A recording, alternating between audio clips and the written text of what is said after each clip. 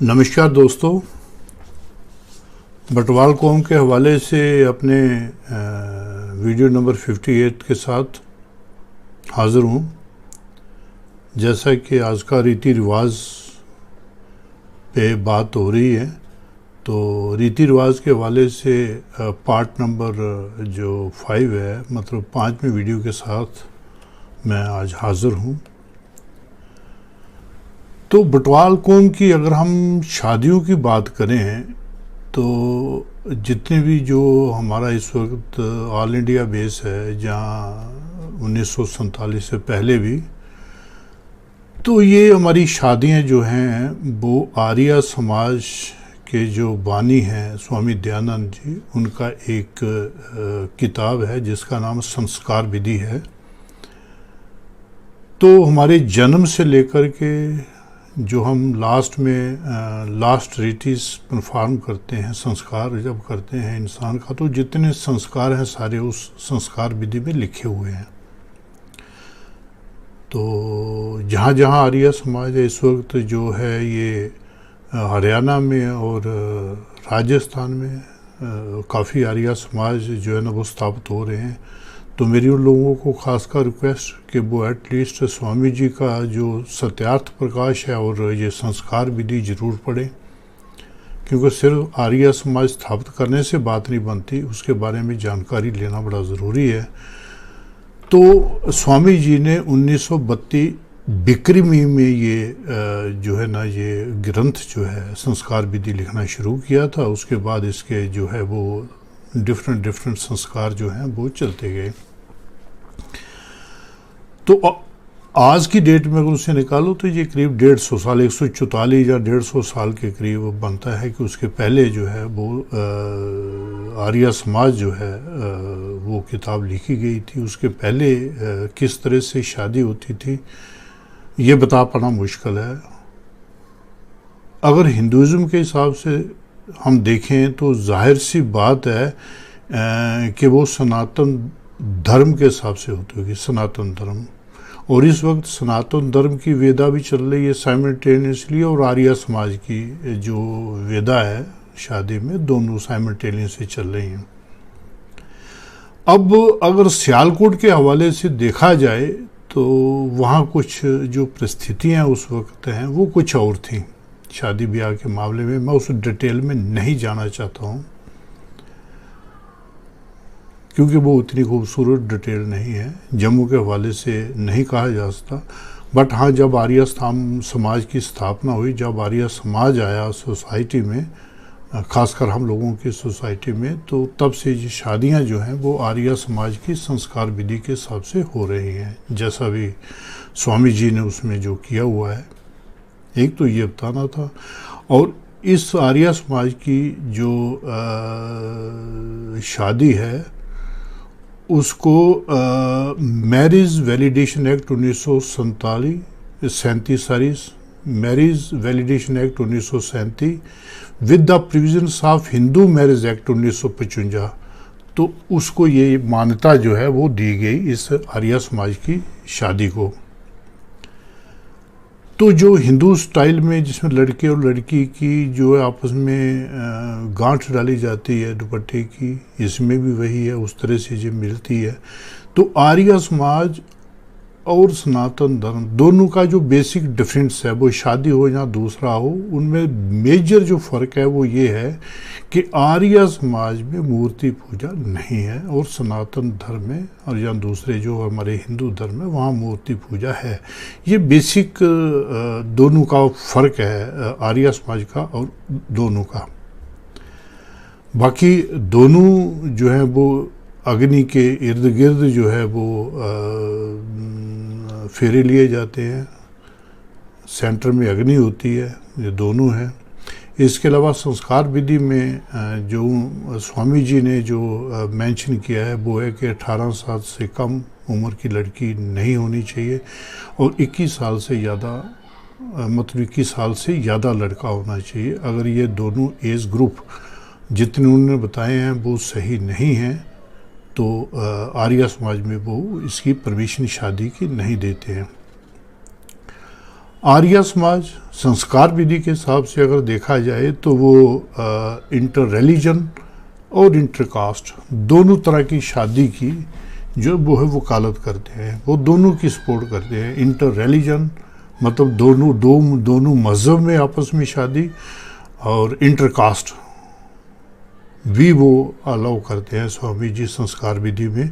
उसमें सिर्फ वो कहते हैं कि शुद्धि मोमेंट जो है वो चाहिए, शुद्धिकरण होना चाहिए उन लोगों का जो आर्य समाज में दूसरे रिलीजन अगर आके शादी करना चाहें। मोटा मोटा उसमें भी उन्होंने जो आज जयमाला जिसे हम कहते हैं उसी तरह हार एक्सचेंज करने की लड़के लड़की को पर उन्होंने एक वो बताया। उसमें संस्कार विधि में लड़के के पाँव धोना जो है वो लड़की के लिए बताया गया है, बट प्रैक्टिकली जो लड़की का भाई होता है आजकल वो एक फॉर्मेलिटी करता है पाँव धोने की, हालांकि वो जुराब डाली होती है तो वो एक हल्का सा वो ड्रामाबाजी करते हैं। बेसिकली वो पैर धुलाई का रस्म तो आजकल है नहीं। उसके बाद जो है वो जो दूल्हा है उसको जो है ना वो पुराने ज़माने से ही शहद, दही और घी जो है वो खिलाने की रस्म है। कन्यादान की रस्म है उसी में, और प्रतिज्ञा लेने की रस्म है, और एक दूसरे का हाथ जो है जिसे हम कन्यादान कहते हैं तो वो संस्कार विधि में भी लड़की का हाथ लड़के में देने का उसमें प्रोविज़न है। संस्कार विधि में 4 राउंड बताए गए हैं फायर में, जबकि प्रैक्टिकली काफ़ी जगह पे हमारे 7 चक्कर होते हैं, 4 एक साइड से और 3 एक साइड से। 4 में लड़का आगे होता है और 3 में लड़की आगे होती है। तो आजकल जो अगर आज के ज़माने में देखा जाए एट प्रेजेंट जो चल रहा है तो वो मैरिज एक्ट के हिसाब से मैरिज जो है वो SDM में रजिस्टर करवानी चाहिए अगर वो आर्य समाज में भी होती है, क्योंकि काफ़ी लड़के लड़की भाग करके भी आर्य समाज में जो है शादी कर लेते हैं, जिसमें बहुत सारे आई विटनेस नहीं भी होते हैं। और दूसरे आजकल जो कुछ लोग जॉब करते हैं, कहीं प्रॉपर्टी का चक्कर है तो उसमें SDM ऑफिस में जा कर के उसका बाकायदा सर्टिफिकेट लेना होता है। अगर आपको आर्य समाज के हिसाब से सर्टिफिकेट लेना है या शादी करनी है तो आप आजकल ऑनलाइन अप्लाई भी कर सकते हैं, जिसमें 15 दिन का टाइम उन्होंने बताया हुआ है। और उसके लिए जो फॉर्मेलिटी है वो इनविटेशन कार्ड है, हालांकि वो ऑप्शनल है। डेट ऑफ बर्थ सर्टिफिकेट है, 2 फ़ोटो हैं, और जो वेडिंग का फ़ोटो है जो वहाँ शादी की है उनका फ़ोटो जो है वो चाहिए। ये फॉर्मेलिटी है उनकी, जिससे आप जो है वो मैरिज का सर्टिफिकेट SDM ऑफिस से ले सकते हैं, जो भी ऑफिस डेजिग्नेटेड है इस पर्पज़ के लिए। डाइवोर्स का सिस्टम प्रैक्टिकली अगर देखा जाए तो वो मेंशन नहीं करता है वहाँ पे। हाँ, ये वाला जो है वो आप थ्रू कोर्ट ही डाइवोर्स का आजकल प्रोविज़न है। उसके बाद अगर देखा जाए तो संस्कार विधि के हिसाब से वो कास्ट को प्रेफरेंस नहीं देते हैं, वो गुण को प्रेफरेंस देते हैं। लड़के और लड़की का गुण होना चाहिए, गुण मिलते होने चाहिए, क्वालिटीज़ मिलती होनी चाहिए, वो एजुकेशन हो या जो भी क्वालिटीज़ हैं, तो वो कास्ट को प्रेफर ना करके वो गुण को प्रेफर करते हैं। संस्कार विधि में अगर आप देखें तो उसमें कोई 10 टाइप की उन्होंने कुल बताई हुई हैं कि किन कुलों की लड़की जो है उसमें शादी नहीं करनी चाहिए, और उन्होंने 8 टाइप की शादी बताई हैं कि ये जो हमारी शादियां हैं ये 8 टाइप की हैं। और मैं समझता हूँ कि अब एक और उसमें ऐड कर देनी चाहिए, 9वीं, क्योंकि उसमें कोर्ट मैरिज का नहीं है, आजकल कोर्ट मैरिज का भी जिक्र आता है। तो प्रेजेंटली अगर संस्कार विधि प्लस कोर्ट मैरिज को देखें तो 9 तरह की शादियां हैं। बाकी ये तो अपने अपने पे डिपेंड करता है। मेरे एक नाउन है, फ्रेंड ही हैं, मेरे से उम्र में छोटे हैं, तो उन्होंने शादी की, वो लड़की को भगा के ले गया था। आज तक मोहल्ले में जो है वो चाय तक उसने ऑफ़र नहीं की है, कोई फॉर्मेलिटी नहीं है। अब तो उनके 2 बच्चे भी हो गए हैं, तो कोई फॉर्मेलिटी नहीं हो रखी है, और वो खुशी खुशी अब अपने घर में रह रहे हैं। बहरहाल चूँकि ये एक सीक्रेट सा मामला है, मैं इसको पब्लिकली शेयर नहीं करना चाहता हूँ। अब एरिया के हिसाब से मैं आपसे शेयर करूं कि जम्मू में जितनी भी शादियां हो रही हैं, जितनी भी वेदास हो रही हैं, वो सारी की सारी आर्या समाज के हिसाब से हैं। जम्मू की बात अगर मैं करूं, यहाँ तक पंजाब और हरियाणा की बात है, वहाँ पे हमारे पास अभी इंफ्रास्ट्रक्चर नहीं है, तो काफ़ी सारी शादियाँ जो हैं गुरुद्वारा साहब में लामा फेरे के हिसाब से हो रही हैं, हरियाणा में भी और इसमें पंजाब में भी, खासकर रूरल एरिया में। पंजाब में जो अर्बन एरिया है उसकी स्थिति बेटर है अगर हम उसको रूरल एरिया को कंपेयर करते हैं। रूरल एरिया में मैं समझता हूँ ऑलमोस्ट सारी की सारी जो है गुरुद्वारा साहब में हो रही हैं। क्यों? कि वहाँ इंफ्रास्ट्रक्चर है, इंफ्रास्ट्रक्चर इन द सेंस कि वहाँ पंडित जी अवेलेबल नहीं है पंजाब में। मैं एक एक्सपीरियंस आपसे शेयर करूं कि 1975 में हम एक बारात लेके गए थे धारीवाल से बटाला में, जिसे आजकल हम गांधीनगर कहते हैं। तो काफ़ी देर हो गई, हमने पूछा भी बात क्या है, उन्होंने कहा जी पंडित जी नहीं मिल रहे हैं। तो अल्टीमेटली 2 घंटे के बाद एक पंडित जी मिले। तो पंडित जी आकर के उनको उठा के लाया उन्होंने। तो जब वेदा कर रहे थे तो ना तो पूरी तरह से उच्चारण जो है उनका संस्कार विधि का आ रहा था, क्योंकि मुझे वो मंत्र पहले आते थे, जितने भी 12 मंत्र हैं स्टार्टिंग में संस्कार विधि के, तो उसमें ना तो बेचारे से मंत्र बोले जा रहे थे और वो इशारे से कर रहा था। वो कितनी शादी सही हुई कितनी सही नहीं हुई ये बात की बात है, लेकिन अभी भी वो शादी जो है वो कामयाब हुई है, कामयाब है। काम दोनों माशाल्लाह ठीक ठाक हैं, बच्चे हैं उनके।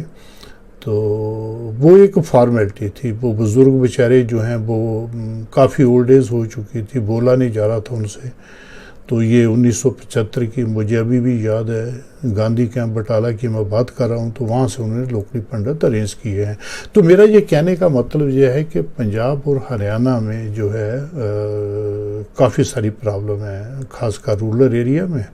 मैं समझता हूँ अर्बन में भी प्रॉब्लम होती होगी।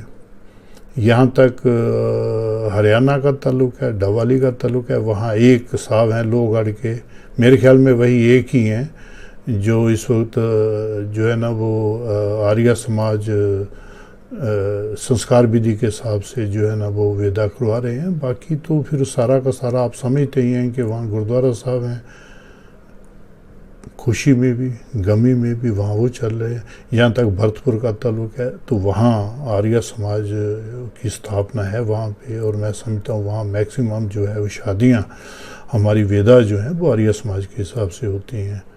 तो अपनी अगली वीडियो में फिर मिलेंगे आपसे, तब तक के लिए शुक्रिया।